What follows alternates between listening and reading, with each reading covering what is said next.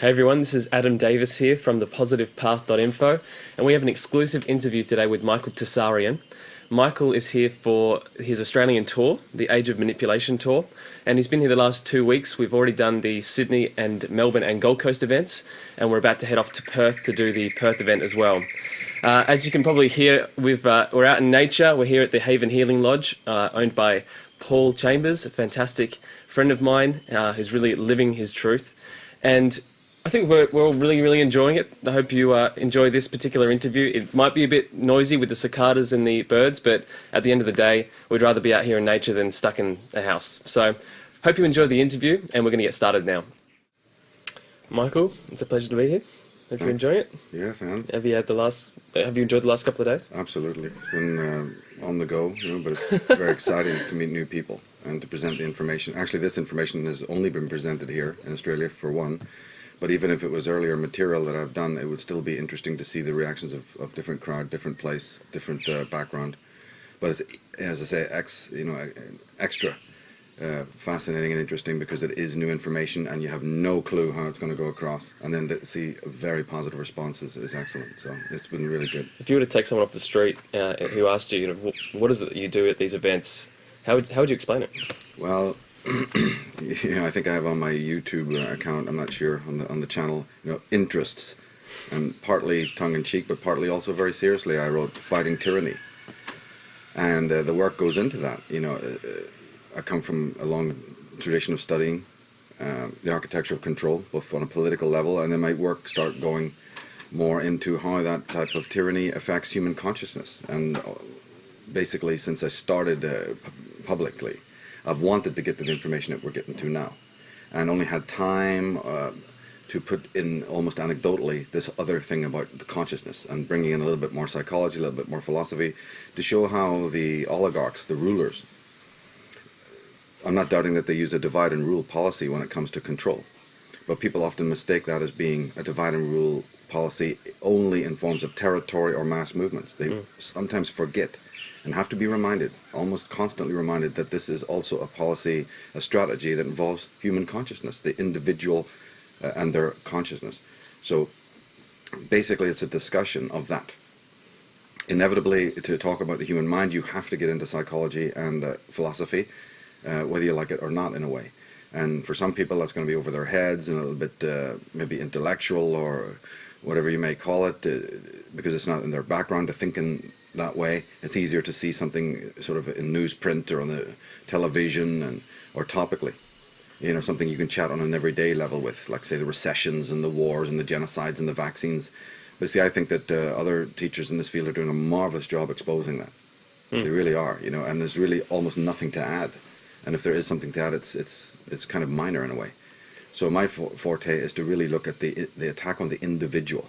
This is what fascinates me personally. This is what really started my whole career in this movement, and I've been studying it ever since. So to be able to then come up with insights, you want to be able to turn those around in real time and publish them and get them out, disseminated, rather than wait 10 years before people are ready and so on.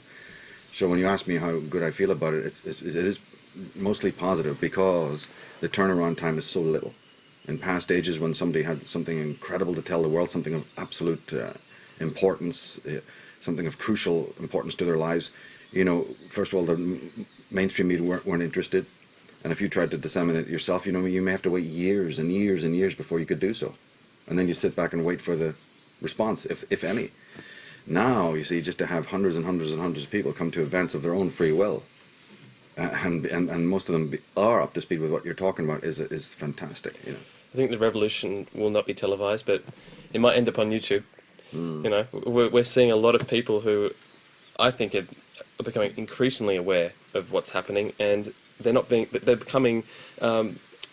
afraid to get out there and actually shoot their own information and get out there. And I think a lot of your information, especially with myself and others that I know, have found you via the internet. How do you feel about the internet? What role does that play within all this? It can't be underestimated at all, because remember, even as good as a hall is, hundreds, thousands of people may come.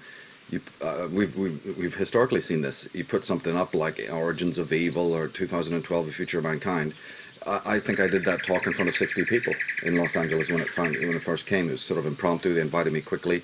In fact, I didn't even know it was going to be filmed.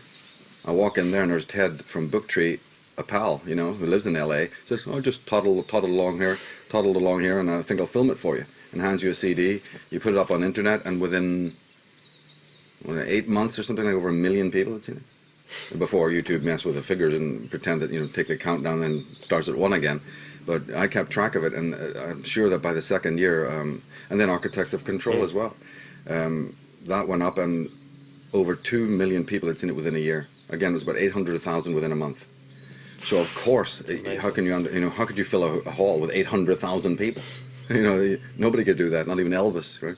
So that is the benefit of. I remember we mentioned that in the introduction of the talk as well, that we are in an age of answers. Something is, even as much as you can feel fatalistic and pessimistic about our times, it can never be lost sight of that the information that is being shared, being discovered, is quite in its own way unique. And most importantly, the form of dissemination of that knowledge is unique with the electronica. So if the internet is, you know, our greatest tool at the moment, and the internet has been created, say, by the army, are we seeing, is there some sort of, is there a duality happening here where we've actually got these tools that are more like catalysts, and where we choose what we choose to do with them is up to us? Is that yes, what we're it seeing? is. We see all down through life. In fact, through military action, through war, some of the most important things that have benefited human beings, including roads. Look at the Romans, right? Medicines. I mean, the list goes on of the things that have been invented by scientists while they were actually preparing for a state of war. And then there's side effects to this. But the thing is that, say even if somebody was to sit here and argue with me that the internet was created by Big Brother, you know, blah, blah, blah. Yeah, but Big Brother is not absolutely certain how the people that they consider slaves are going to end up using that. They really don't know. And of course, if you do look at the internet, there is a lot of rubbish up there. You know, you could say a vast majority of it is just tittle-tattle, total, you know, inane nonsense. That's what they were probably hoping for 100%, given their very dour opinion of the human race. But then, to their horror, they find out that those few people who still have independent minds and who won't be stamped and numbered and are very creative in their own way, and questioning, also put out material. Now, even if that was as little as 7%, it's still a shock, you know, given the waves of control that are coming through the television, the processed foods, and the sort of ubiquitous mind control that happens from school on, where almost everyone you meet thinks you're crazy if you even mention anything, let alone UFOs and things like that. So I think they could create something. They did it for the intellectuals. It was firstly the universities that used the internet primarily to share information. Very important thing anyway. Even if it was just for that, it would have been very valuable. But then when it became the vendors, you see the vendors who have they're not controlled by anybody. They just want to make a buck. In a way, they said, "Oh, customers will like it if this happened and that happened." And sooner or later, the market starts to dictate. You know, I'll use a lot of quotes from Ayn Rand, and the one I don't use, which I probably should use, is her comment about the fact that just as sort of the West opened with the division of religion and state, you know, state and religion, state and church parted, she went on to say that the future depends on the separation between big government, or any government, and economics. And if you think of what I've just said about the role of the vendor back in early 80s, and how they said, well, our customers want, you know, easier this and easier access, and they can't read this and they can't read that, and suddenly the Microsofts go, well, if we want to stay in business and not lose out to competition.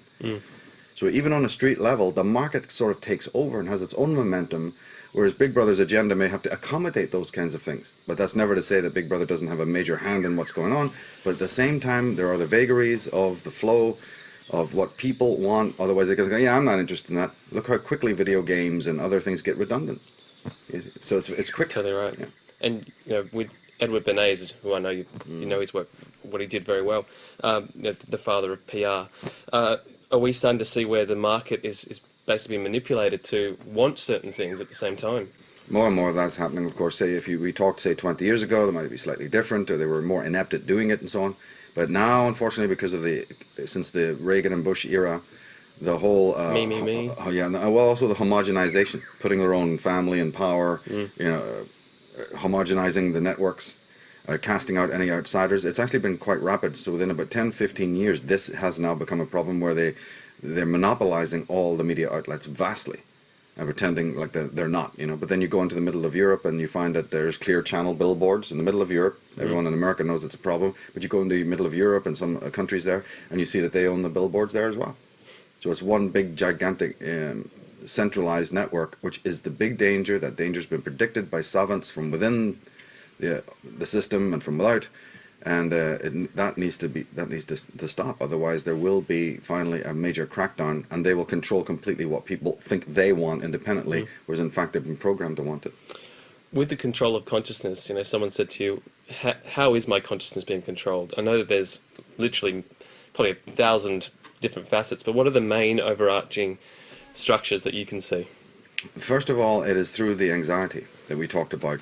One could say fear loosely, if you wanted to use that term, although psychologically speaking, fear is a legitimate fear. Oh my God, that croc's after me or something, you know, or something's going to fall on your head. That's fear. That's more towards a rational, bona fide threat to your life. Anxiety is a mood, a state of discontent that arises from within when your inner house, your inner temple is not in balance. And we described it as a way of seeing is blurred, fractured, or in some way tweaked. The most extreme version of that, of course, is neurosis and so on, all the derangements, right? But long before you even become diagnosed as anything like that, most people are living in a state of angst, a state of sort of topical anxiety. And Big Brother knows exactly why that is. In fact, remember the introduction goes into emphasizing that their whole barrage of three-headed monsters and financial meltdowns and wars and rumors of wars, all of that stuff, is them trying to exacerbate that fact. They already know that you have a baseline of sort of anxiety, some more, some less in different people. But then in recent times, and then actually down through the years, they've tried to exacerbate that by constantly pulling the rug from under people, threatening their survival needs, food, shelter, you know, and so on.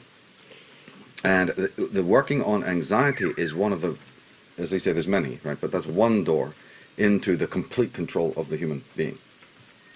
And that's what we're moving into with the transhuman agenda, as you put it. Yeah, they couldn't believe their luck. This works so well that suddenly they started thinking, oh, well, where can we go with this then? Since whole mass, you know, if you're a single sheepdog, like David Icke has often used the metaphor of the sheepdog, and there's the farmer just leaning on his staff going, this is good. I'd be running around hunting every single individual sheep. Well, if you suddenly realize that with one crack of the whip, you can, you know, corral a huge herd of steer, you start thinking in terms of what more can you do. Your power goes to your head. So as a matter of fact, when they start seeing that people can easily be goaded based on manipulating their psychology, then they started realizing that maybe then their global visions, which was only some pipe dreams of some very obscure, completely almost insane, ideologues, right? Now they started thinking, oh, maybe we could implement this. And so it's now the World Federation of this and the global that, you know, and now it's a huge thing since 1985 or something like that. It's been pushed with unbelievable fervor, this whole globalistic agenda that really was only the pipe dream of a few very obscure and very creepy sort of ideologues, you know. So yeah, they've realized that they really do have the reins on most people, and it's tight, and that perhaps can now further their agenda to work into this global village in which the person who's now so sedated because their anxiety is so strong, in order to sedate it, they take the pills and whatever, become sort of like Foucault said, you know, docile bodies, you know, and that kind of creature is then, you know, easily to corral into the global village. The free man, well, that's a whole other subject, you know, the person who still resists. You call this the age of manipulation. That drums up in me a feeling of that this is actually part of the overall process of the way, I guess, consciousness works. What's your thoughts on that in terms of this being the age of manipulation? Is this something that we had to go through? Yes, it is, because every time, remember the quote from Shelley and the quote from Rand and others, as long as there's government in the world, there'll always be tyranny. There was that quote from the French poet, tyranny is always better organized than freedom, right? So there's a certain kind of person who's very weak in their mind, these docile bodies, who require that kind of order. They require those handrails. And government is a manifestation of the Big Father presence. We even spoke in the talk about how young freedom actually is, even purely on a political, sociological level. Freedom is about 5 minutes old in life. medieval man didn't know it, didn't have it, didn't even expect to have it. Oh, he had kings on the left and kings on the right, you know. So telling him what to do, and then rewarding him for his blind obedience. Even in the Bible, the so-called holy people of God, the Israelites, are telling you all we had to do was be obedient. God just said, obey us, and we did it so well that now we're the chosen ones. Isn't it great? Well, you didn't have to make any sandals, you didn't have to dig any wells, you didn't have to cultivate any fields, you didn't have to build any great cities or write any great scriptures. No, you just had to be obedient to Big Daddy, and everything was, laid on. Well, we have not moved. My work is to show that we haven't really moved psychologically. From that need to have Big Brother. From that state. So even though there's a few people who have moved on, the mass of mankind is still going, where's the next one? Religion's kind of not happening, so where's the next leader? Where's the next leader? Hail the providers. Abomination. Yeah. So from Rome, from Greece, from Babylon, the British Empire, the Venetians, whatever you want to call it. Now you have basically imperialism with a smile in America. Only the smile is getting more turning to a grimace. But it used to be with a smile. So it's imperialism all the way down the line, and but my message again is don't just think that imperialism is purely a jackboot situation of gun to the head. It is infinitely more subtle. In fact, their major weapons are focused on the psyche of man, not so much on his person and the society. Because as we said, they've actually got that nailed already. It's this thing, it's how people see, it's their subconscious that is the real. I mean, put yourself in their position. The remote control character becomes a bore after a while. Isn't it? You can send them to die, you can send them to plagues, that's kind of uninteresting now. You're wanting to get real control. All psychopaths want real control over the mind. That turns them on. The sicker they are, the more they want to mess with your mind. They want to mess with the psychology of a person. That's what the sickest people on earth are about, and these people at the top of the pyramid are no different. They're interested in controlling consciousness and always have been. Or they've been tutored by people who always have been, you see. When we say they, is that a... How would you explain who they is? Because I know you go into a lot of the Luciferian connections to a lot of this. Yeah, ultimately I call them Atonists. It's almost the same thing as from Egypt. Yeah, solar worshippers, and the people that control the world today are ideologically or biologically related to them. And you can see this in the symbolism that they use. Barack Obama, not only the name Barack Obama, we can get into the etymology of that, it's unbelievable. Barack actually means Satan, by the way. But the symbolism and the logos that they're using are directly Atonist. I mean, almost patently. And this goes for lots of other symbols, the Nazis and what have you. So these characters are obsessed, they're maniacal, and they really are afraid in a way. They have fear. But the groups that you're talking about are the Alpha Lodges of Freemasonry, largely controlled from British Isles.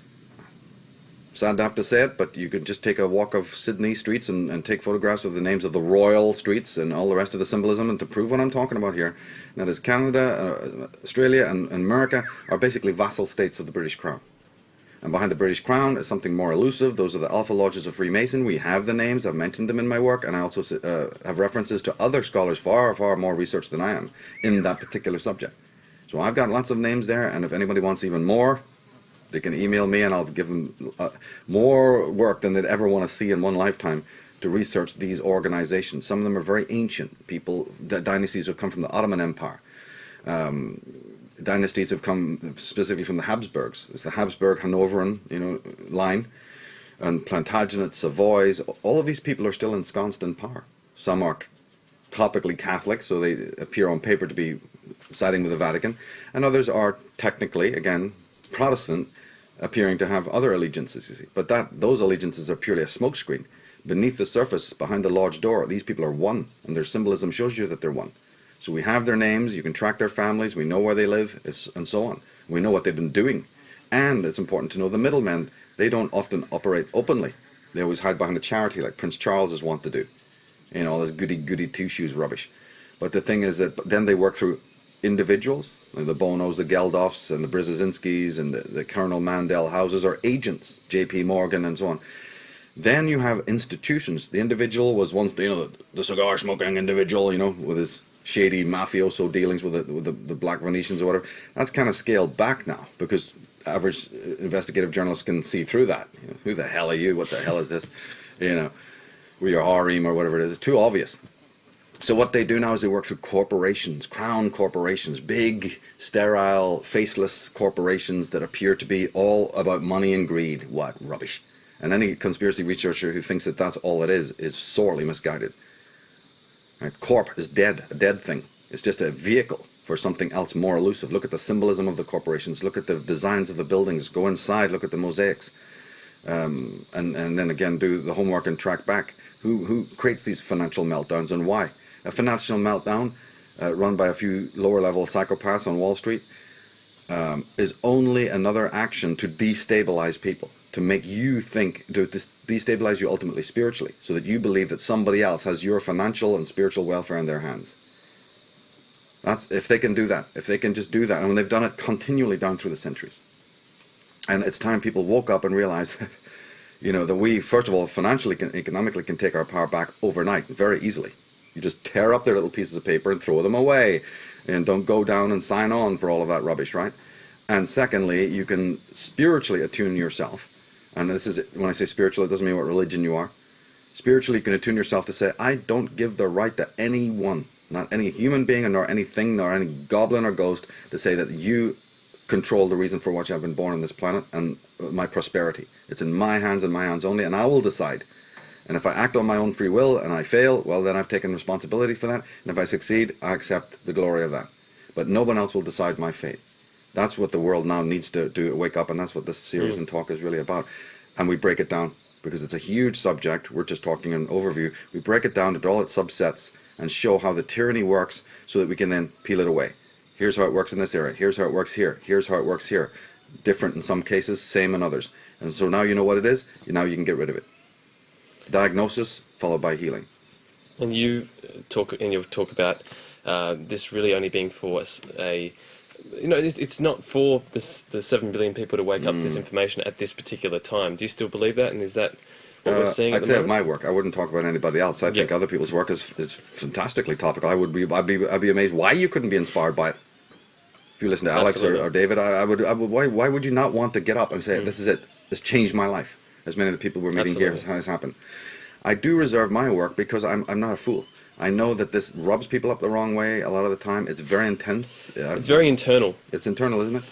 Yeah, so it's going a little bit more to the raw nerve. We spoke earlier and said that this was an advanced class in a way, and it is. And the next ones will even be more so. But then a lot of people wouldn't appreciate the mirrors, I think. You're putting it back on themselves of self-responsibility. And yet I'm not at the same time. I mean, remember we were congratulating people for having come this far. Absolutely. We're talking about the fact that the world would be a better place if we didn't have these parasites and so on. But at the same time, you do need to bring it very personal home so people feel urgent about what's going on. A lot of times the other speakers tend to pacify people, give them a couple of cushions, and it feels all nice and cushy and rosy. Well, the world is in a state of absolute meltdown. People are suffering all over the world. And the blinkers need to be taken away. We need to do something. And remember they said that, what's that line? The more you know, the more you need, the more your responsibility you have to change things. So you can't cut it up small in that way. That can be done by other people. And secondly, I think that I personally don't like talking down to people. I think they are intelligent. Look at the responses we had from the people who came over and go, and you don't even have to say they got it. It's right on their face. There's a luminous look. It's just partly confirmed things I've already known and partly added new dimension. That's what it's all about. And as I said, you put it on the internet and it hits millions of other people. So don't talk down to people, and also love the knowledge enough not to cut it up so small that you're doing almost an injustice to the very knowledge itself. Because remember, Michael Tsarion isn't telling anybody anything. The knowledge is awakening me, the knowledge is awakening everybody else. It's the knowledge that we bow before, not the individual, right?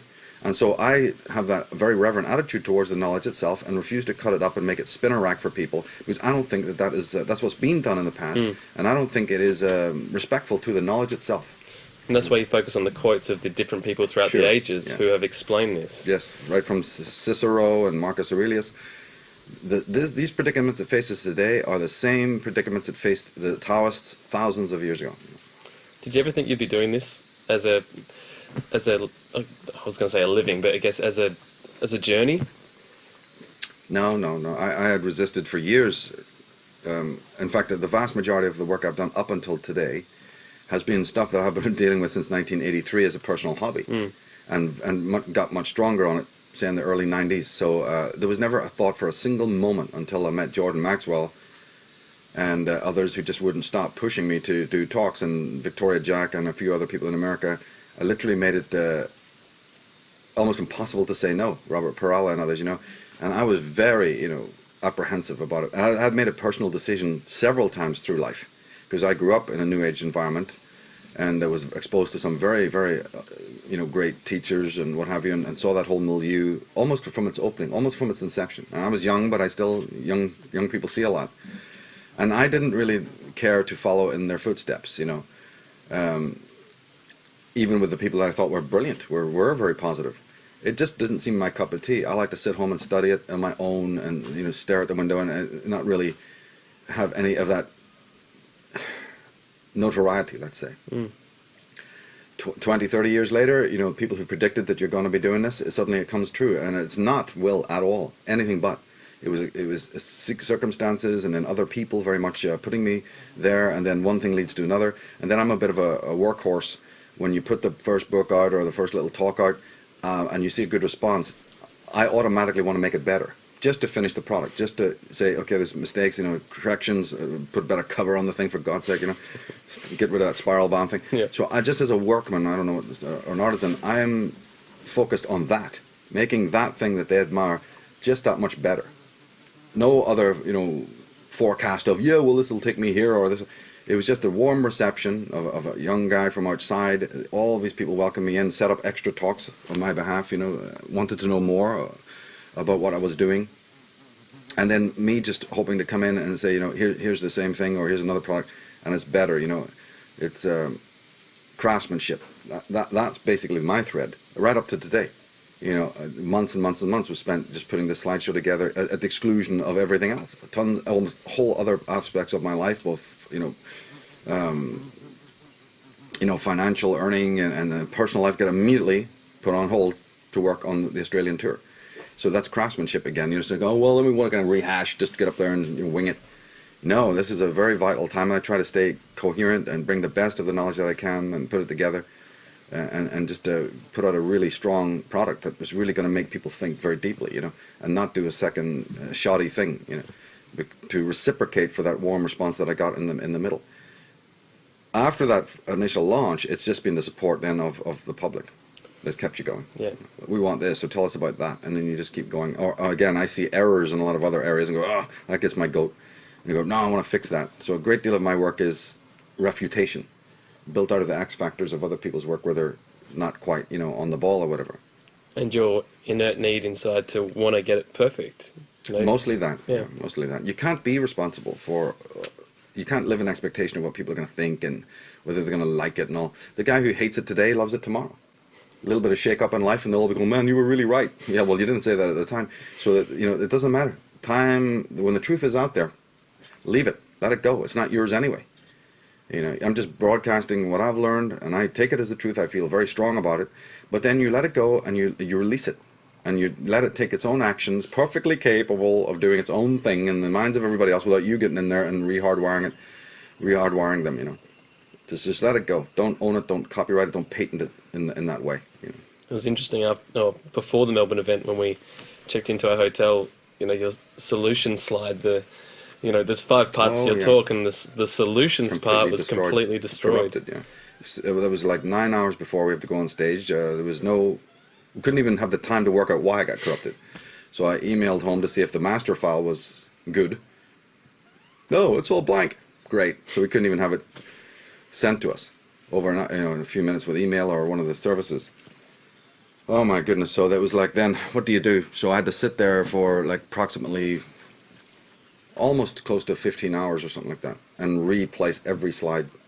And of course, it had to be the longest section. We've got short sections, we've got long one. It had to be the longest one, and it had to be the one where the pictures. See, the other sections, the pictures come from just one file. Collectivism is pics come from collectivism folder, right? Or what we have, technology and self-sadism, they come from a specific folder. No, it had to be the one that it's from all the folders. So now you got to go into all the folders and check for every individual picture. But we did it. It's easily the most powerful part of the whole talk, in my opinion. For people that aren't going to get a chance to actually come and see it, what's your thoughts on the solution side of what we're talking about? A lot of people have come to see David's work, etc. And I'd love for them to, even if they can't make it to the event, to hear your thoughts on the solutions.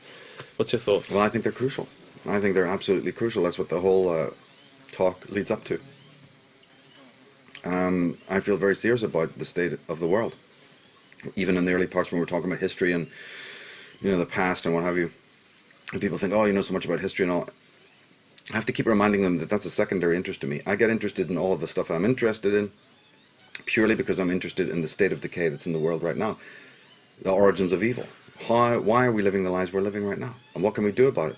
I believe we can do something about it, so then all energy must be focused on that. And this solution section is been long in the making. I mean, this has been meditation and assimilation. Because remember, this is an abstract of loads of information I could have gone into, but I took the best parts from all the philosophy, psychology, conspiracy, all my own previous work, the writings of dozens and dozens of other scholars. I mean, I had to read all their works, not just a piece of their works, like label reading. I've read all the works of the people that I mentioned in these things, just to find one quote or one sentiment, or to follow up what they're, to basically digest. Remember we spoke even about that fact of Otto Rank and how he updated Freud's Thanatos. I challenge anybody to go and find that information.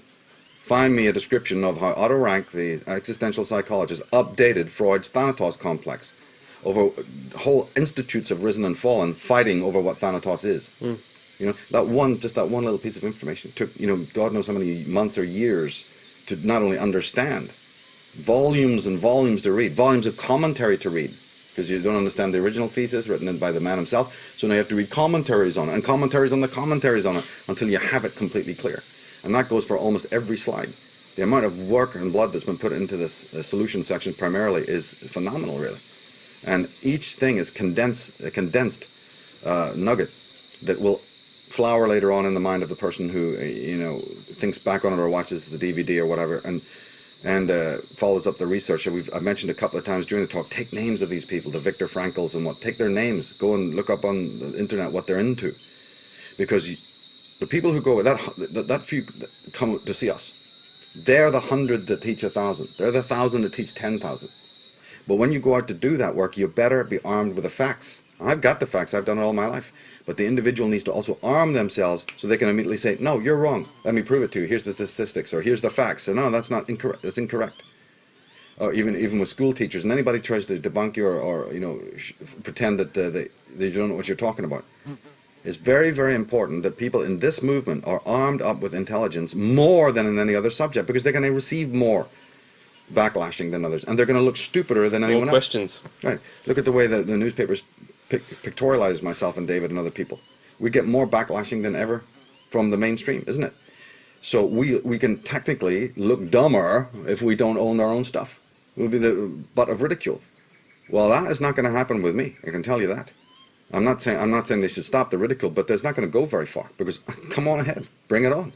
I will be able to give you line and verse and chapter and verse of this stuff, and put you right, as many people have done so. Many people have been transformed in their ideas of what they had. They've emailed me going, I had these false ideas about some of the people you're talking about, or I had a false idea about psychology, or I had a false idea about these things. You've really shown me what it really is. You did that for me as well. We've had conversations about people like William Blake.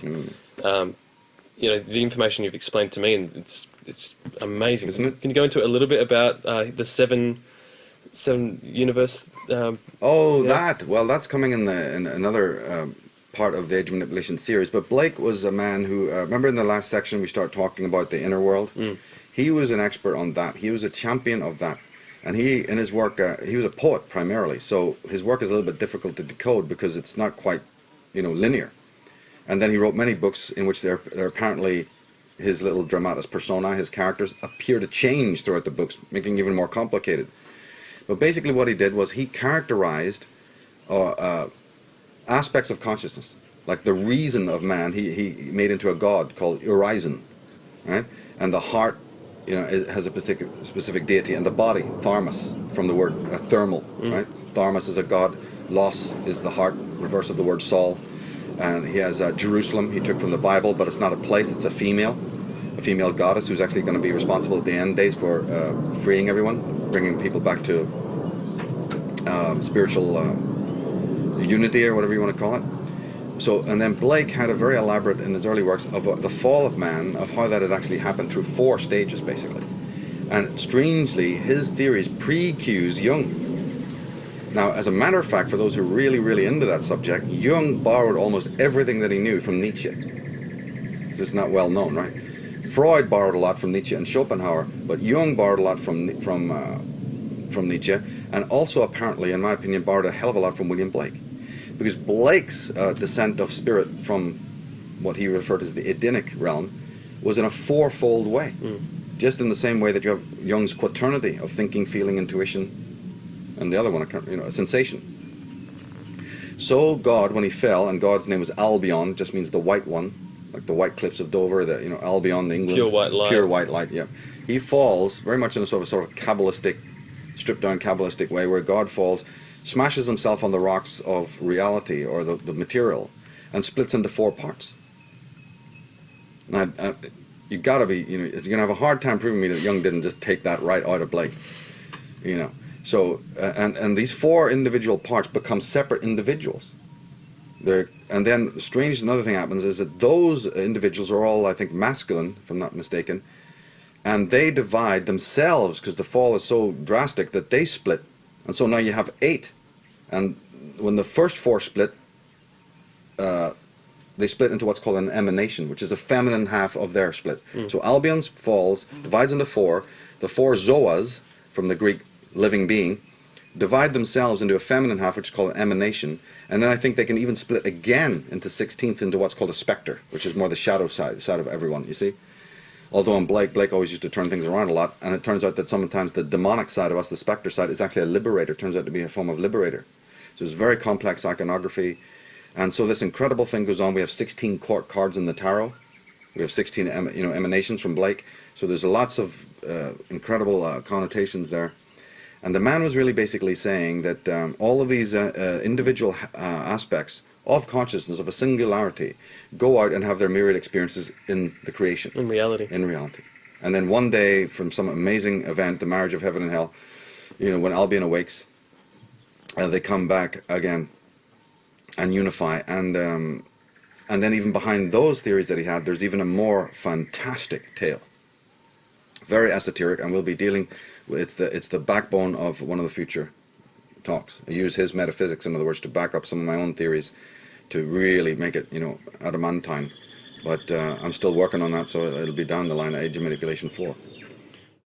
So we've had this particular series of talks now. We've ruffled up some feathers inside of people. What's next? What's the next talk? I mean, you're going to be coming back next year. Well, yes, exactly. Just like we said at the very opening of this event, and even the ones before, this Age of Manipulation is a continuation of my entire research into the origins of evil, basically. But that's such a massive concept that one Atlantis book or one talk series is just completely not going to happen to explain it all. You can do a large amount, but there's still always going to be a lot left over, because this is a fascinating Rubik's Cube that has to be turned in multiple directions. You got to go close to the canvas, you got to come back. You have to look at it in a multiplicity of ways because it conceals itself. It's not that easy to understand. And again, as Jung said in Architects of Control, the DVD, we have that clip from Jung, where he talks about the man as the source of all coming evil. Well, it's not so easy to investigate consciousness. We know that consciousness has defenses. Consciousness conceals itself from investigation. The psychologists call it defenses, the ego defenses and what have you. So consciousness is itself quite elusive. And then, wait a minute, isn't it consciousness that's observing consciousness? Well, how does that work? Isn't that like hiring the criminal to seek for himself? So we have some major problems in even uncovering these things, because they're like they're hidden in a very peculiar way, in which the very hand that seeks to grab it pushes the truth further away. Yeah, just like a ball on a water. The more you try to grab at it, the more it goes out of your reach. This thing is programmed to retract from you. The more the more hungry you get to get it, the more it leads you until you're into a crevasse or something like that. So that means that a very patient progress needs to happen. A lot of returning to roots, a lot of going back, a lot of deconstruction. Remember in the movie Dune, at the end when they're trying to negotiate the serpent, the worm, he tells his mother as they're running across the desert, walk without rhythm. And they do this weird sort of crazy, there's a lot of symbolism in that, by the way. But in order not to alert the worm, right, the negative aspect of the mind, walk without rhythm. You go clump, clump, clump, clump. It's like the sharks listening to your heart. Straight in, dead. So the walking without rhythm is a sort of a Zen Taoist approach, in which when you're approaching the mystery, you kind of become like the joker, the jester. This is very much something that they had in Celtic mythology. In fact, even in Scandinavian mythology, Thor is a double for the jester, as a matter of fact. Even with his, in one persona, he's the big muscle-bound war god, god of terror, terror, right? His name. But he's also in another element, the fool, the jester, who comes into the court in disguise, listens to everything, and heads out as the aged provocateur. So in life we have to adopt many, many guises, you see. And the same thing is adopted in the journey towards knowledge. Now in the next, then we're going to have to look at it again. In Psychic Vampirism and the Age of Manipulation 3, we got to revisit the whole thing again. This is amazing knowledge for anyone to learn when they get to a certain part of their journey. I think that knowing this intellectual side of things is incredibly important. At what point would you say are people ready to start living this as their truth? You know, is that really what we're all moving towards? Is actually embodying this on a day-to-day basis? Yeah, different for different people, because different people register just like when you diet. You know, some people have a fast metabolism, some have a slow. For some people, this can take years to percolate down. For others, it's instantaneous, and you can see it in their faces. For others, it's like, where's the door? I'm in the wrong place. Right? This is not what I wanted to hear.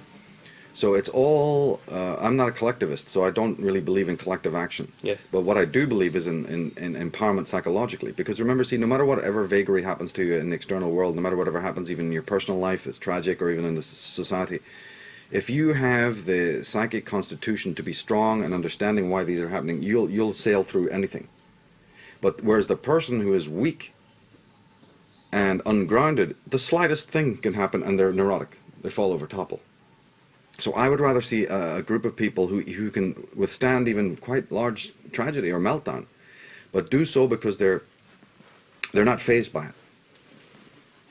All down through time, you see that the slightest tragedies, apparently very strong people collapse, because they're only strong as long as they're running around with the apparent image of being successful or whatever, or owning a lot of things. You see, but when the real meltdown comes, they're ready to blow their brains out. History has shown this. And it's the quiet little man who never said a word, you know, who turns out to be the leader and says, "Look, I'll lead you all to safety." You know, there's fantastic anecdotes of this all down through time. As Khalil Gibran talks about when he talks about freedom, he says, you know, freedom is not just not having any worries, but it's having worries, but being able to rise above them unencumbered. Yeah, that's right. I remember that quote, and he was one of my great teachers as well. So I would say that that's the way it is. And if you can just do that, if you can just lead people to remember that their power is within, not without, the work is accomplished. But then on a technical basis, you know, I've got a lot to say about the origins of evil. I think I've got a lot of information that needs to be shared. So people need to hear it from that space. Yeah. You know, they might have a teacher that can teach it from a more of a living now space, but I think the way you explain it in the intellectual terms is also, it's just like a lot of people have said that you coming out after David is actually very perfect, the perfect fit, because in a lot of ways it encapsulates, it completes a certain part of the puzzle for a lot of people. Yeah, it's a good compliment. And since I wrote the Atlantis book, and then 10 years ago I said that in the space of 10 years we will know the origins of who we are. We already do. It's already there. People just go to my forum to prove that. We absolutely know the key things about who and what we are. And we certainly, and what that really means is we know all the lies that have been told that we're not. But the process then says, now that we've come up to that stage, now we need the advanced class to say, now that we're clear on the vast majority of the lies and we can throw them away, we don't need to think about them anymore, we still have certain mysteries that we now need, that mankind has never gone into before, at least not for many millennia. And that's the road that I see ahead. Is that the rest of this work has been basically, should have been done a long time ago. Where the human race has come is like, okay, it's great and everything, but you know, that's just to understand how programmed you've been. Now we've got that far, don't think that's the end. Now you have to do the initial work. People think they've waken up from knowing that 9/11's an inside job. It's like, that's it. There's more to do. Step. Now you have to take the next step and find out what you're really all about. Now that you can get rid of the false religion and the false, all of this other falsity, that still leaves a void of what to go into. What do I believe? Where do I go? What do I know? What do I eat? Yeah. Remember the very first thing we said at the beginning of this talk is, who are we going to be in 1 or 2 or 10 years? Are we going to even be the same beings? Is the human race ready for such a major change that we may not even be the same people we are right now? You see? So in psychic vampirism, then we bring it, but then we go into another level, more dark, more specific, looking at how man enslaves himself and how he intends to enslave others. Because if you want to undo the big knot up there, there's a whole bunch of little knots down here that need to be undone first before you can unravel the greater Gordian knot above. This is just the facts. This is just the way it is. And untying those knots on the personal life from within, all the people who've enslaved you, all the damage that they've done to your psyche and your physicality and your body and your mind, all of that needs to be purged and healed. And you can't purge and heal it until you first know how it's done. And so the psychic vampirism is now a deep look at how people mentally and sexually and subliminally enslave one another, you see, so that a person can go in there and that waking up, because they're numb. These things are numb. You know, our interrelationships with other people are fraught with so much facade and camouflage, and so evil people are able to just walk amidst us. You know, very immoral, sick, deeply disturbed, self-sadistic individuals are able to gain great power. That's why the world is in the way it is, because we let them go up the ladder, or they know, being conscienceless, without conscience, can ascend. Even the fraternities, I've said so many times, those are reverse percolators. Those are reverse filters for scum to reach the top. Usually you have a filter that filters that out. The fraternities, starting from school through the masonry and all of that, is to make sure that the good man is filtered out, so he has no power, and only the sickest people get the reins of power. But that also happens in a daily situation as well, where children are born and people are let loose. Now, these hedonistic ones that we dealt with in the very last part of this talk. So we need to clean up that house first and get completely savvy, as I've said dozens of times, about every conceivable facet of evil. Get the discernment to know what it is so that you can remove it, so that it has no power and it dries up of its own accord. If you try to fight evil with the weapons it's handed you, forget it. You'll just go round and round in circles and only empower it. It gets stronger, like the movie The Fifth Planet, where the more you shoot at this thing, the bigger it gets. You have to emaciate it. You have to take away its food, break the entrainment, and then the thing withers up and crumbles. That's the true art of conquering evil, you see. It reminds me of The Matrix, where when Neo wakes up, he comes into the real world, which is a kind of real consciousness. We find that the robot comes and looks at him, and it goes away. It doesn't try and attack him and train him, doesn't try and put him back in his pod. Yeah. It knows that it's the source, the power that he was giving to it is completely gone. It's completely gone, and he's almost become invisible. He's become a ghost in a positive way. He's no longer part of the whole game. And that's what I mean about the person who becomes light. Traveling light in their consciousness, you see, is the true enlightenment. And that can come. And even if a few people only get it, that's all right, because those few go on and teach the others. There's no necessity for everyone to sort of get it at the same time in this somewhat ludicrous way that has been described a lot in the New Age movement. No, a few people get it, they have the power to then go on and disseminate it. Because the truth is the one doing the disseminating. The truth has its own action, its own movement, and it's coming into your life regardless of the walls that you put up. You can put as many sandbags, and you can put as many concrete walls as you want, and you can lock it out and block it out, and there it will be. Because the truth is eternal, the truth is in the breath you breathe, it's in the cells of your body, it cannot be destroyed. So the quicker that you go with it and open up and just throw the oars away and go where the river wants to take you, like the Hopi suggested, so be it. And the better and the faster and the more happy you'll be. Or you'll be dragged down to the riverbank, punched stupid, have your head beat off all the walls of the universe, and then thrown into the water. Yeah. But one way or the other, you're going to go. You're going with the flow, you know. On that note, Michael, it's been an absolute pleasure having you Thanks here. for bringing me. Look forward to seeing you again Thank you very much, my next friend. year. Yeah, appreciate it.